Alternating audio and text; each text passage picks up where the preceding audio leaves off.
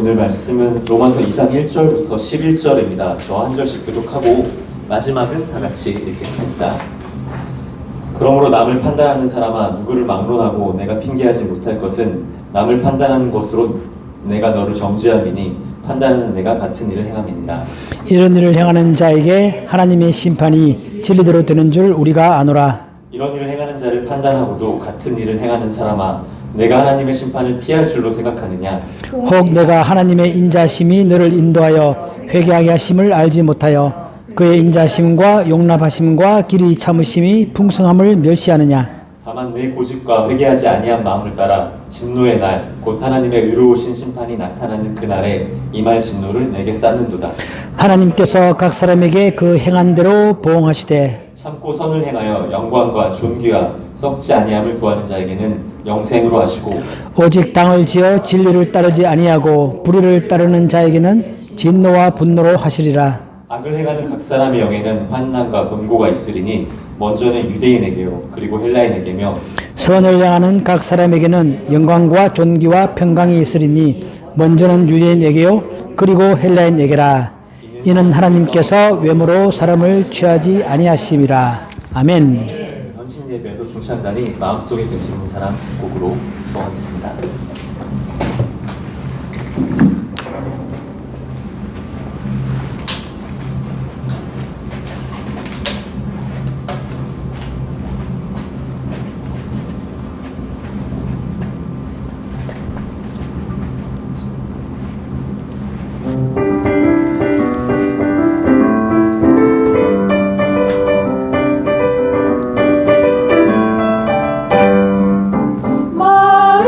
마음속에 근심 있는 사람 주 예수 앞에 아뢰어라. 슬픈 마음 있을 때라도 주 예수께 아뢰라. 눈물 나며 깊은 한숨 쉴 때 주 예수 앞에 아뢰어라. 은밀한 죄 내게 있더라도 주 예수께 아뢰라. 주 예수 앞에 아뢰어라. 주리의 친구니 무엇이나 근심하지 말고 주 예수께 아뢰라.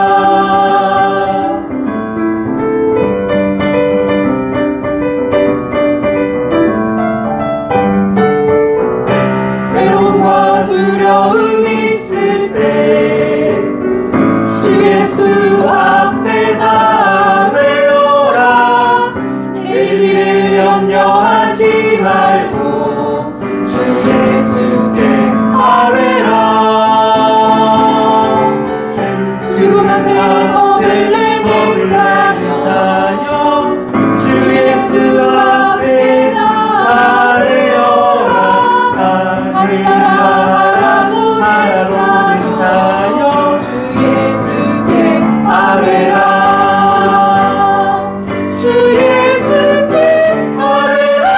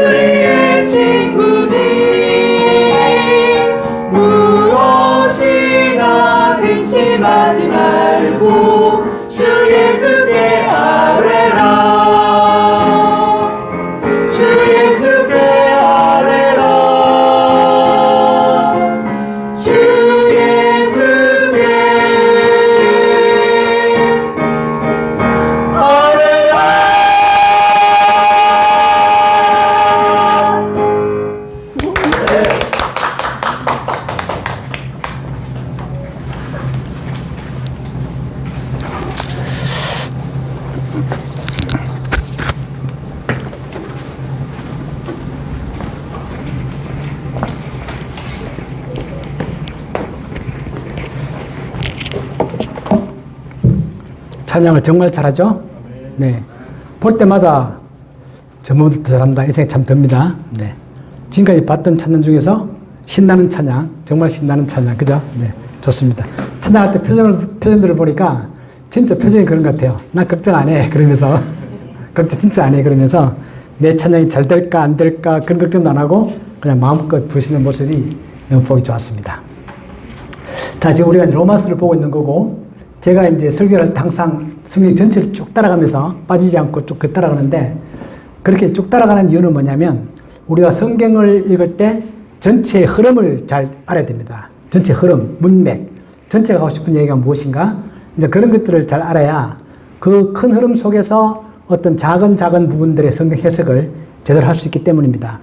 보통 우리 이단들이 빠지기 쉬운 오류가 뭐냐면 성경 전체 흐름 무시하고 한 군데를 딱 끄집어내 와서 그걸로 뭔가 강조를 하거나 그걸로 이렇게 주장하기 시작하면 그게 이단들이 빠지는 가장 큰 오류죠.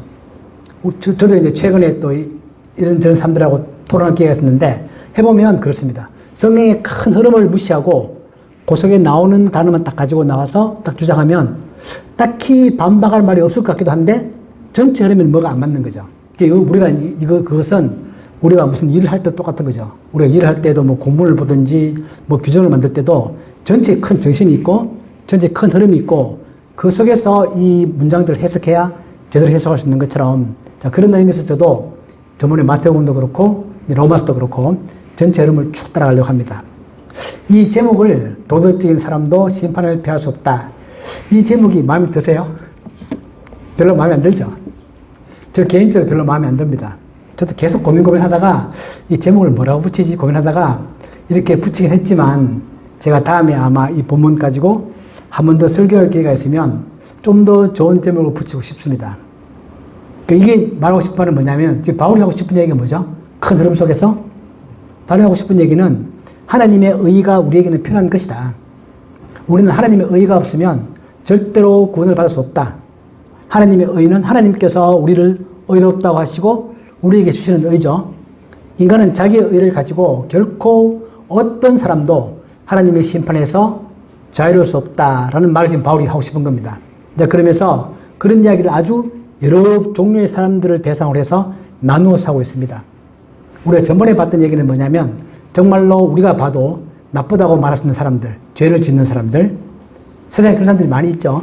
그래서 저 사람은 정말 나쁜 사람이야. 저 사람은 정말 하나님의 심판을 받아야 마땅해.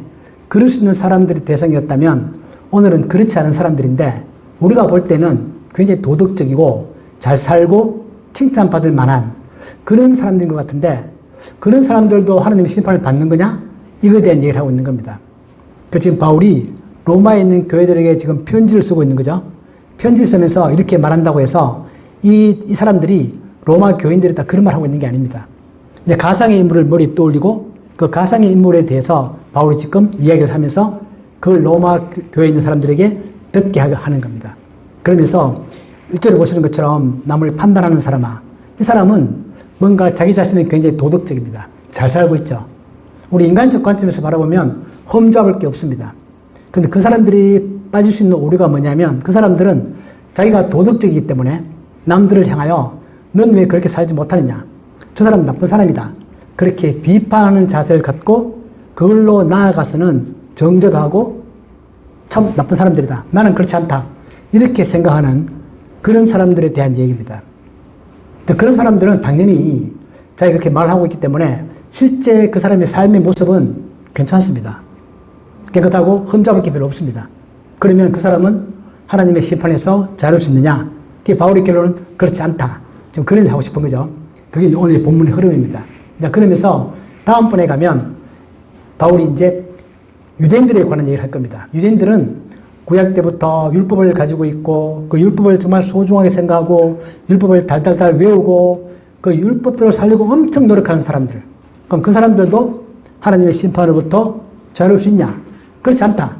그렇게 바울이 다음에 그렇게 말할 거거든요. 그렇게 해서 로마 3장에 가면 바울이 그렇게 말합니다. 의인이 한 명도 없다. 예수 그리스도의 십자가의 죽음 외에 그것을 믿지 않고서는 하나님의 의를 받을 수 없고 그 누구도 심판으로부터 자유로울 수 없다. 지금 그런 일을 하고 있는 중입니다. 그 두 번째 종류의 사람들이라고 그렇게 보시면 되죠. 여기 보면 나쁜 사람이, 제가 말했던 것처럼 나쁜 사람이 심판의 대상이 되는 당연하다. 다들 동의하겠죠? 그렇지 않은 사람들은 유대인 중에서도 그렇지 않은 사람들이 있고 착하고 거룩한 사람들이 있고 이방인 중에서도 그런 사람들이 있습니다. 그 모두가 심판의 대상이 된다. 여러분 이 말에 동의하세요? 특정인 머리에 떠올려서 좋고 안 떠올려서도 됩니다. 아무튼 일반적으로 우리가 알고 있는 그런 인간적으로 볼 때 전혀 죄를 짓지 않고 살아가는 사람들 누구죠? 여러분들 죄 지으세요? 무슨 죄를 지으세요? 죄를 안 지시잖아요. 은행 규칙도 잘 지키고 사회법도 잘 지키고 정말 이만하면 훌륭하게 살아가고 있죠. 그렇죠. 이런 사람들도 전부 다 하나님의 심판을 피할 수 없다. 왜? 그 이유가 무엇인가라는 것입니다. 그런 사람들이 빠지기 쉬운 함정은 뭐냐면 남을 판단한다 그렇게 말하는데 여기서 판단한다는 단어의 의미는 뭐냐면 그냥 분별한다, 좋은 의미로 선택한다 그런 의미가 아니라 남들의 아주 작은 잘못까지도 다 흠을 잡고 그걸 가지고 그 사람들을 정죄합니다. 넌 나쁜 사람이야. 넌 잘못했어. 넌 그렇게 살면 안 돼. 이런 식으로 남들을 정죄하는 그것까지 나아가는 그런 단어입니다. 여기서 말하는 판단의 단어가. 두 번째 박스에 보시면 예수님도 그런 말씀하셨죠. 비판을 받지 아니하려거든 비판하지 말라. 그렇게 말할 때 그 비판이라는 단어와 오늘 우리가 보고 있는 판단이라는 단어는 같은 단어입니다. 그래서 그 의미를 우리가 잘 알아야 됩니다. 단지 그냥 우리가 재판정에서 판사가 판단한다 그런 의미가 아니고 남들의 흠집을 열심히 찾는 사람들 꼭 그런 사람들 있죠. 대충 보면 다 괜찮은데 꼭 나쁜 거 한두 개 꼬집어내와가지고 그걸로 아주 강하게 강조하고 그걸 그 사람들 좀 약간 괴롭히기도 하고 좋은 의미든 나쁜 의미든 간에 그렇게 하면서 그 사람들을 정죄하는 그런 성향을 말합니다. 그 사람들은 그 사람이 착하면 착할수록 또 쉽게 말하면 훌륭하면 훌륭할수록 그런 경향을 갖죠. 우리 부모님들이 너무 잘났고 똑똑하면 자녀들이 힘듭니다. 그죠?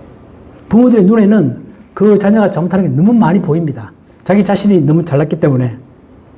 그것처럼 그런 사람들 눈에는 항상 남들의 잘못이 쉽게 눈이 보인다는 겁니다.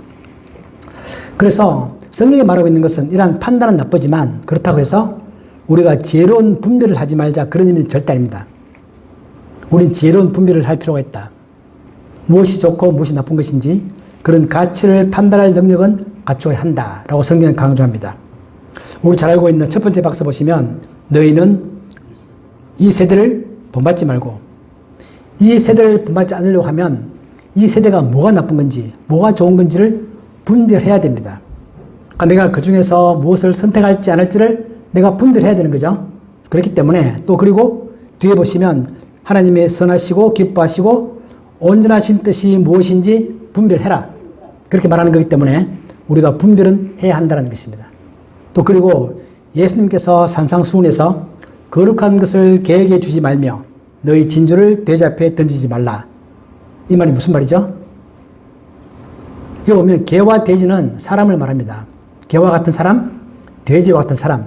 그런 사람들에게는 가치 있는 것을 주지 말라 그렇게 말합니다. 어떤 가치 있는 것들은 그 가치를 알아보는 사람에게 그것을 줘야 그것이 의미가 있는 것이지 가치를 모르는 사람에게 그걸 주게 되면 그 받는 사람은 가치를 모를 뿐만 아니라 아주 가치를 훼손시키고 준 사람을 공격하기 십상입니다. 돼지에게 진주를 주면 돼지는 진주가 필요한 게 아니고 뭐가 필요한 거죠? 당장 먹을 게 필요합니다. 왜 나에게 먹을 걸 주지 않고 진주를 주느냐? 그렇게 하면서 그 주인에게 덤빈다는 뜻입니다. 우리가 무엇을 줄 때에도 이런 분별력이 좀 필요합니다. 그 사람에게 적절한 것들, 꼭 필요한 것들, 받을 만한 준비가 되어 있는지 그런 것들을 보면서 줘야 되는 그런 지혜가 필요하다. 그런 말씀을 예수님께서 산상수훈을 사셨습니다. 또 그리고 거짓 선자들을 삼가라. 우리식으로 말하면 이단들 그런 걸 삼가려고 한다면 저 이단들이 뭐가 잘못된 것인지 내가 믿는 게 무엇인지 이런 것들을 분별할 줄 알아야 한다라는 뜻입니다. 분별은 필요한 거죠. 그렇다고 해서 그 분별이 지나쳐서 그 사람을 정죄하거나 그 사람이 나쁜 사람이라고 아예 딱 못을 박아버리거나 그런 태도는 올바른 태도가 아니다. 지금 성경이 금하고 있는 것은 바로 그런 태도를 금하고 있습니다. 우리는 이 관계를 이 두 개의 애매모호한 부분들을 선을 잘 지켜서 잘 할 필요가 있죠. 비판하지 말라고 해서 무작정 다 좋다고만 하거나 그런 건 아니다. 좋고 나쁜 것을 분별하면서 그러면서도 결코 남을 정죄하지 않는 그 선을 잘 지키는 것을 우리가 알아야 되고 훈련도 해야 되고 평생 살아가면서 그런 것들을 몸에 잘 익히는 진정한 지혜가 바로 거기에 있습니다. 자, 근데 그 남의 흠을 잡는 사람들의 문제점이 뭐죠? 그 사람들은 그렇게 말하지만 정작 자기 자신도 똑같은 일을 행한다는 것입니다. 요즘 우리말로 하면 뭐죠? 내로남불이죠, 그죠? 그런데 성경이 말하는 것은 뭐냐면 여기서 동일한 일을 한다고 할 때 바깥으로 보여지는 실제로 똑같은 일을 할 수도 있겠지만 성경은 항상 우리들에게 마음속의 생각, 동기를 강조합니다. 설령 내가 불의, 추악, 탐욕, 악의, 사기, 시기 이런 것들을 바깥으로 보일 때는 안 했다 할지라도 내 마음 가운데 그런 걸 품을 수 있기 때문에 그렇게 품었을 경우에는 같은 일을 하고 있다라고 성경은 그렇게 말하는 겁니다. 우리가 생각하면 너무 지나치죠. 우리는 보통 내 마음 가운데 어떤 불의한 생각, 추악한 생각, 탐욕, 악의, 시기가 있지만 그걸 내가 잘 컨트롤해서 안 하면 훌륭한 거잖아요. 어떤 사람이 자기 마음 가운데서 나쁜 생각이 안 될 수 있겠습니까?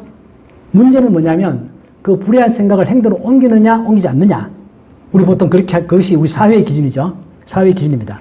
생각은 당신의 자유다. 당신이 그 생각을 행동에 옮기지는 마라. 그게 우리 사회가 보는 관점인데 성경의 관점은 그렇지 않다는 것입니다.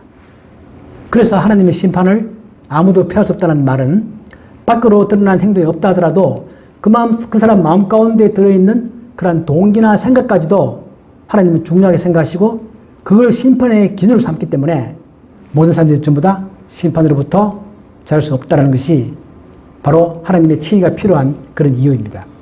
그러니까 우리가 이 기준을 알아야 되는 거죠. 하나님의 기준이 엄청 높다. 그러므로 그 누구도 우리가 알고 있는 위대한 위인들, 성인들, 그런 사람들이 성경에 따르면 심판을 피할 수 있는 이유는 바로 그 기준이 너무너무 높기 때문이다. 또 그러한 마음의 동기도 계속 태어나서 죽을 때까지 24시간 365일 한 번도 그 마음의 동기가 그쪽으로 흘러가지 않아야 그것이 하나님의 기준에 합당합니다. 왜냐하면 하나님이 그런 분이기 때문에 하나님이 말했던 것처럼 내가 그렇게 하니까 너희도 그렇게 해라. 그렇게 말할 때 그 기준은 하나님이라는 뜻입니다. 그래서 그런 사람들이 남을 판단하는 그 기준이 그 사람들을 심판하는 하나님 쪽에서 볼 때는 바로 그 기준이 그 사람을 심판하는 하나님의 기준이 된다는 뜻입니다. 그니 과연 누가 그것을 피할 수 있겠습니까? 그죠? 못 피하는 거죠. 자, 그래서 그 다음에 오늘 본문에 보시면 하나님은 우리의 행한 대로 보응한다라고 그렇게 말합니다.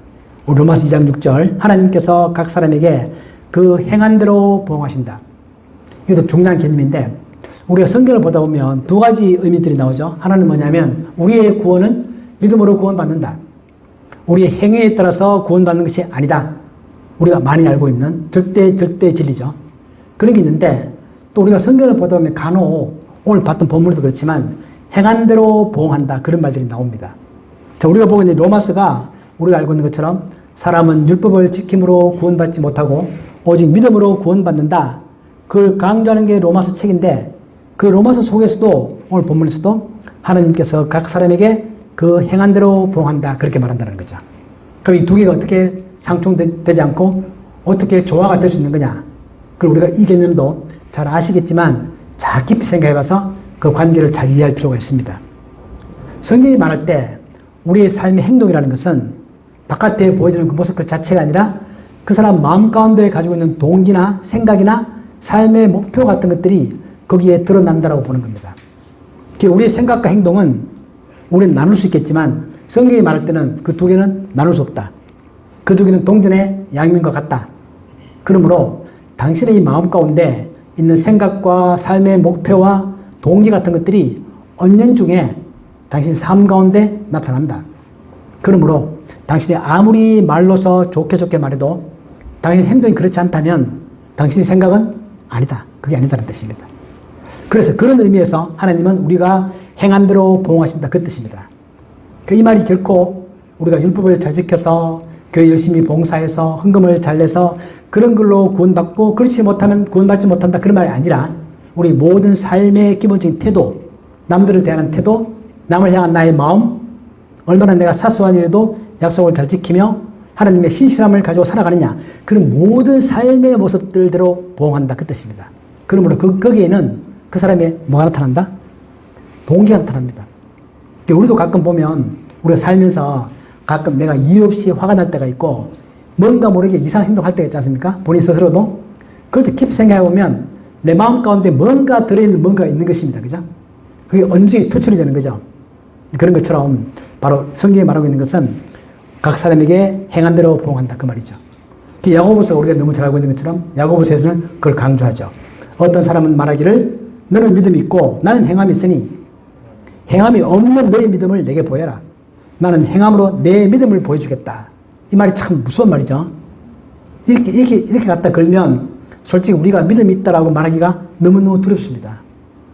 나의 모든 삶을 내가 행동으로 다 보여줘야 되는, 그리고 그 동기, 행동 속에는 내 삶의 모든 내 마음의 동기와 숨은 은밀한 것까지도 다 드러나는. 왜냐하면 사람들은 그걸 알 수 없지만 하나님은 그걸 알기 때문에 그렇습니다. 구약에도 보는 것처럼 하나님은 사람의 외모를 보는 게 아니라 그 사람의 중심을 본다. 이게 겁나기도 하고 엄청 위로가 되기도 합니다. 사실 내가 남들에게 오해받기도 하고, 그죠? 그런 게 있을 때에도 하나님이 내 마음 깊은 곳을 아시니까 내가 실수하기도 하고 내가 잘못하기도 하지만 그러나 정말 내 마음 깊은 곳에서는 그래도 내가 좀 잘해보고 싶은 마음, 잘 살고 싶은 마음, 그런 것들이 있다는 것을 하나님이 안다는 것도 큰 위로가 되시죠? 됩니까? 위로가? 무섭습니까? 하나님이 여러분들의 마음 깊은 곳을 다 안다는 게 두려우세요? 위로가 되세요? 두렵기도 하고 위로가 되기도 하죠.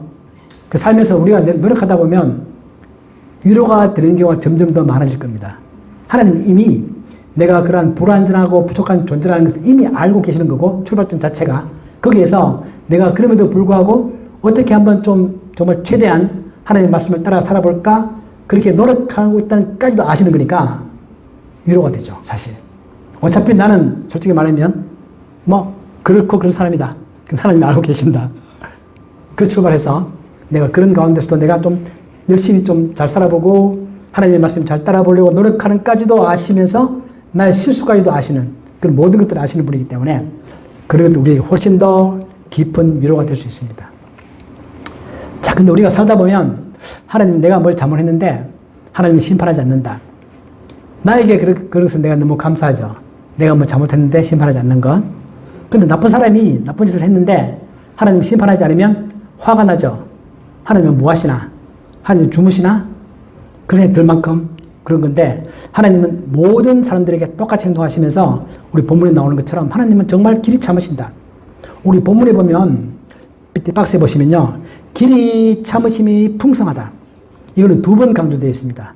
참는 거에다가 참는 것도 그냥 참는 게 아니고 길이 참으신다. 또 그리고 길이 참으신 그것이 풍성하다. 그렇게 말하는 거죠. 하나님이 참으시면 얼마나 대단한 거냐. 그걸 말하면서 내가 뭘 잘못했었거나 남들이 무엇을 잘못했을 때 금방 심판하지 않는 것에 대해서 문제가 없겠구나. 또는 하나님이 별로 관심이 없구나 라고 생각한다는 것은 뭐 하는 거다? 본문에 따르면 하나님을 멸시하는 거다. 그거는. 그렇죠. 그죠? 하나님을 멸시하느냐. 그 멸시하는 거지. 하나님께서 오래 참으시는 것은 모두들에게 회개할 기회를 주기 위한 것이다. 그게 오늘 본문의 내용들이죠.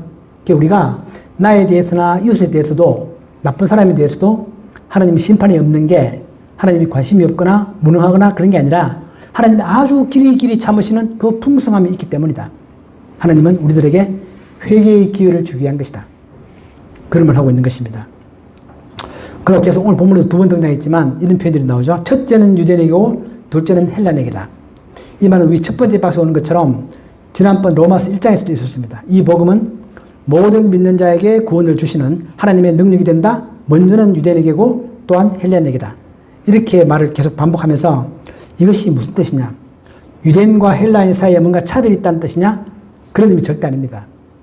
밑에 2번째 박스에 보시면 우리가 읽었던 것처럼 10절에서 선을 행하는 각 사람에게는 영광과 존귀와 평강이 있으리니 먼저는 유대인에게요 그리고 헬라인에게라 하면서 바로 이어서 나오는 말이 뭐냐면 이는 하나님께서 외모로 사람을 취하지 아니하심이라. 바로 이어 나와서 이 2개의 관계가 좀 애매하게 느껴집니다. 저게 왜 저 말이 갑자기 저기서 나오지? 첫째는 유대인에게고 그 다음은 헬라인에게다 라고 하자마자 하나님께서는 사람을 외모로 취하지 않는다. 저 말의 의미는 뭐냐면 바울 자신이 첫째 유대인, 둘째 헬라인 말했다고 해서 그 순서에 있어서 뭔가 차별이 있다 그런 데 절대 아니다. 하나님은 동일한 기준으로 헬라인이든 유대인에게는 똑같이 적용한다. 하나님을 알든 모르든 율법을 가지고 있든 가지고 있지 않든 모든 사람에게 똑같은 기준을 적용한다. 그러면 먼저 유대인, 둘째 헬라인 이 말은 무슨 말이냐? 하나님께서 복음을 제시한 그냥 시간적 순서일 뿐입니다. 하나님은 옛날에 구약에 모세를 통하여 유대인들에게 먼저 율법을 주셨죠. 그리고 하나님 자신을 먼저 계시했습니다. 그때는 유대인 말고는 아무도 하나님을 모르는 거죠. 하나님 먼저 주셨고 먼저 주었다는 것은 일종의 샘플과 같은 거죠. 우리가 샘플링 하는 것처럼 샘플로 하나님께서는 유대인들을 먼저 선택하시고 그 가운데에서 하나님이 어떤 존재인가를 먼저 보여주실 뿐이다. 복음도 그래서 먼저 제시되는 것이고 그런 순서일 뿐이지 이게 두 민족 간의 어떤 차별을 말하는 것은 아니다. 그 뜻입니다. 그러면서 오늘 본문에 보면 마지막 페이지죠. 본문에 보면 사람은 딱 둘 중에 하나를 선택할 수 있다. 뭐죠? 첫 번째는 내가 영원히 지속되는 삶, 영생을 추구할 거냐. 그 영원히 지속되는 삶은 그냥 산다가 아니라 영광스럽고 존귀하고 썩지 아니함을 구하는 그런 삶을 살 수 있고 또 하나의 삶은 뭐냐면 자기 자신에게 열중하고 자기 중심적 목표를 가지고 있고 또 그리고 그러한 삶들은 우리가 이 땅에 살아가는 기간 동안에 100년이면 100년 동안의 삶에 끝나는 그런 삶을 추구할 수 있고 딱 그 두 종류의 삶을 추구할 수 있다는 뜻입니다. 여러분은 어떤 종류의 삶을 추구하세요? 저는 이걸 보고 있으면 이 의미도 굉장히 깊습니다. 우리가 보통 구원받는다, 멸망한다, 심판받는다 그런 말을 많이 하는데 그게 무슨 의미인가? 우리가 마치 하나의 비유를 들면 우리가 이런 것입니다. 우리가 산에 가서 나무를 정리한다. 또는 우리 정원에서 땅에 떨어진 낙엽이나 떨어진 나무를 정리한다고 한다면 우리가 그걸 보고 난 다음에 좋은 나무는 골라서 내가 쓰겠죠. 내가 쓰겠다. 잘 참고 잘 보관합니다. 별 의미 없어 보이는 나무들을 모아서 불에 태웁니다. 그러면 의미 없는 나무들은 불에 타서 그냥 사라지는 거죠. 그런데 주인이 볼 때 좋은 나무이면 잘 선택해서 내 곳간에 넣고 나랑 같이 뭔가의 일들을 해나갑니다. 그것이 바로 구원과 심판의 의미입니다. 하나님 이 땅에서 사람들 보면서 이 사람들 가운데서 하나님이 영원히 같이 살아갈 사람들을 선택합니다. 내가 이 사람들과 같이 살아갈 거야. 나머지 사람들 하나님께서 됐다. 한 100년 살면 끝. 그냥 사라집니다. 그게 바로 사라지는 일정한 기간의 삶 이후에 사라지는 그런 삶이고 그것이 바로 하나님께서 선택하지 아니하는 그런 사람들의 모습들입니다. 여러분들은 하나님께서 내가 여러분들과 함께 평생을 살아가겠다. 앞으로 영원히 살아가겠다. 그 뒤에 삶이 무엇이 있는지는 우리가 지금 상상할 수 없지만 아무튼 그런 목적으로 여러분들을 선택한 게 바로 하나님의 백성들이라는 뜻입니다. 이 의미가 아무리 생각해보면 정말 깊은 의미를 담고 있고 우리에게 주는 메시지가 굉장히 큽니다. 그렇기 때문에 성경이 말하는 바는 그런 선택받은 사람들은 스스로도 그런 삶을 추구하게 되고 거기에 의미를 두게 된다는 뜻입니다. 그런 삶에. 그리고 그 삶에 의미를 두는 사람들은 이 땅에서의 100년을 살 때 그 큰 그림 속에서 현재의 자기 삶을 정하고 선택하고 의미를 부여하고 그렇게 살아가는 것입니다. 그렇지 않다면 한 100년 살고 끝나는 삶이라면 우리의 삶에 있어서 사실상 절대적 가치가 존재하지 않는 거죠. 다 끝나는 거니까. 그게 바로 하나님께서 우리들에게 구원받은 사람과 그렇지 않은 사람들을 선택하는 그런 것이고 인간은 인간 입장에서 바라보면 그 둘 중에서 하나를 선택합니다. 여러분들은 첫 번째 삶을 선택하신 분들이세요. 자기 삶에 대해서 내가 그걸 선택했고 나 이거 물론 선택도 하나님이 먼저 선택하셨기 때문인데 거기에 대한 자긍심, 자존감 그런 것들을 반드시 가지셔야 됩니다. 그게 성경이 말하고 있는 바입니다. 그래서 우리가 이 땅에 살아가면서 다른 사람들과 똑같이 어려움을 당하고 괴로움을 당하고 병에도 걸리고 힘들게 살아가지만 그러나 그 결과는 완전히 다른 거죠. 같이 섞여 있을 때 똑같은 것 같지만 그 두 개의 삶의 결과는 완전히 다르다. 그게 바로 성경이 일관되게 성경 전체를 통해서 우리들에게 말하고 있는 그런 메시지입니다. 우리 이것을 잘 묵상해서 잘 가슴에 잘 담을 필요가 있죠. 자, 그래서 로마서가 말하는 것처럼 하나님의 의와 은혜가 없다면 우리의 힘으로 구원은 불가능하다. 다시 말하면 우리 힘으로만 우리가 영생을 살아갈 수 있는 하나님과 함께 영생 단지 살아가는 게 아니라 정말 존귀한 삶. 우리 마음 가운데 막연히 있는 이미지가 있겠지만 정말 존귀한 삶을 영원히 살아가는 것, 그런 사람은 불가능한 것이고, 우리가 그런 삶을 살아갈 수 있도록 선택한 사람들이고, 그렇기 때문에 내가 그걸 안다면 그 바탕 위에서 나의 매일매일의 삶의 의미를 해석해야 되는 뜻입니다. 나의 오늘 겪는 내가 괴로움, 오늘 내가 겪는 즐거움, 이 모든 것들을 그냥 지나가게 하지 말고 그런 큰 흐름 속에서, 하나님의 그런 큰 구원의 큰 그림 속에서 내가 매일매일의 삶들을 생각하고 묵상하고 선택하고 행동해 나가는 것. 그게 바로 로마서가, 성경 전체가 우리들에게 하고 싶은 얘기고, 오늘 바울도 지금 그런 얘기를 하는 와중에서 도덕적인 사람들도 결코 심판을 피할 수 없다. 인간은 자기 힘으로는 결코 심판을 피할 수 없다. 이제 그런 얘기 하고 있는 것입니다. 자, 오늘 오후에도 우리가 살면서 매일매일 사시지만, 매일매일 일도 열심히 하시고 순간순간 많은 것들 선택하시지만, 그 모든 선택을 할 때마다, 좋든 나쁘든 모든 것들 할 때마다 내 삶의 전체적으로 길게 흐르고 있는 하나님의 큰 구원의 손길, 내가 앞으로 영원히 살아갈 존재로서 나는 그런 존귀한 삶을 살아가도록 선택받은 사람이라는 것을 마음에 담고 그렇게 살아가는, 그럴 때 우리가 그 힘을 가지고 위기도 이기고 스트레스도 이기고 그러는 것입니다. 모든 고난을 우리 다 이길 수 있다. 그런 마음을 갖고 살아가는 우리 여러분 모두가 되시기를 주님 이름으로 축복합니다. 아멘. 아버지 하나님, 우리에게 구원을 주시고 우리의 힘이 아니라 하나님의 칭의로, 하나님이 만들어주신 그 의로 우리를 선택하시고 우리에게 영혼의 삶을 주신 것을 감사합니다. 우리가 이 사실을 결코 잊지 아니하고 어떤 순간에도 나의 자존감, 나의 아이덴티티, 내가 어떤 사람인가를 깊이 마음에 새기며 그 바탕 위에서 모든 것들을 이해하고 해석하고 선택해 나가는 저희들이 되게 하여 주옵소서. 예수님의 이름으로 기도하옵나이다. 아멘.